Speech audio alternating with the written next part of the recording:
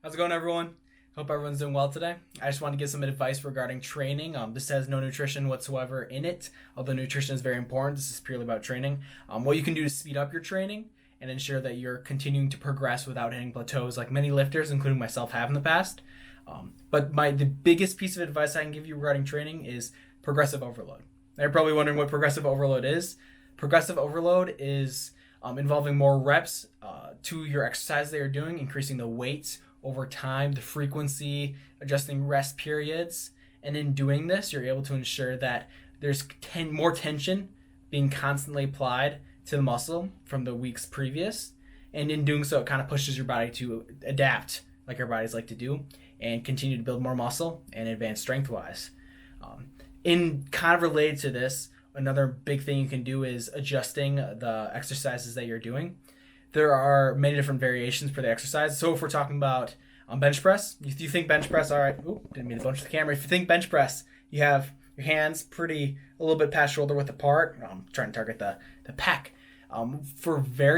Adjust it, what you can do is if you're having problems with the upper part of the movement, the lockout portion, you can go to a closer grip, which is about shoulder width apart, and you're able to target the triceps and in turn being able to increase the lockout part of the motion. You can incorporate pauses, you can incorporate eccentric parts of the motion, and you can do this for all exercises. You can change the how grip you use, the time under tension, the concentric motion. A huge part that people miss about lifting is, so you have your concentric portion, which is, if you're doing a bicep curl, it'd be the flex right here, and then the concentric motion, or the eccentric, is fighting against gravity going down for the bench press. Concentric would be pressing up, and then eccentric would be fighting it down. But what your body actually does is it's 40% stronger with the eccentric movement. So you're actually able to take, if you aren't using the eccentric portion of the movement, you take a large portion of the exercise out of it. By making the eccentric harder, you're making sure that your muscle is trying like around 80 to 90% for the whole time of each rep. Yeah, I wouldn't go above maxing out eccentric movements, but it is very useful when it comes to isolation exercises. So what I do, for example, when I'm hitting triceps, I like to fight it on the way back up, and it draws a lot of blood to the different tricep heads. In doing this, you're able to ensure that the muscle isn't being hit the same every week. By incorporating pauses, by incorporating the eccentric portion of the lift, you're able to really change up the dynamics of the exercise without changing the exercise itself.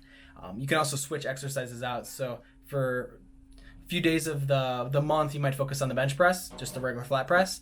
But you can change to dumbbells, which will hit the muscles differently, involving a lot more stabilization and hit the pec a little bit differently, different mechanic to the exercise. You can do this with pretty much any other exercise. Switch to dumbbells, switch to bands, add in cable work, add in pauses. If you're really trying to build up explosiveness, pauses are amazing, and they can help you break plateaus as well by really creating a ton of the type 2 muscle fibers, type 2A and type 2B muscle fibers inside the muscle. It'll really help you overcome those plateaus and really explode to hit more PRs. If you are plateauing, first thing I can recommend, as long as your weight isn't going up, to make sure you're checking your weight, first of all. And then if your weight's going down, increase your calories, give yourself more fuel to build muscle. Not a huge surplus, maybe just add 100 to 200 calories to your normal tracked amount. Also, change up the lifts, like I just said.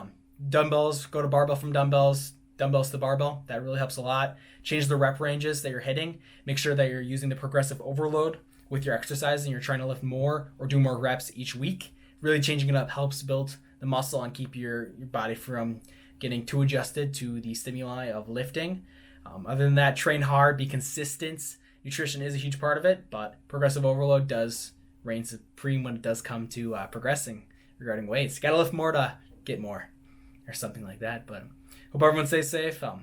Please don't get the coronavirus. That'd be not good. But other than that, have a nice day. Train hard. Peace.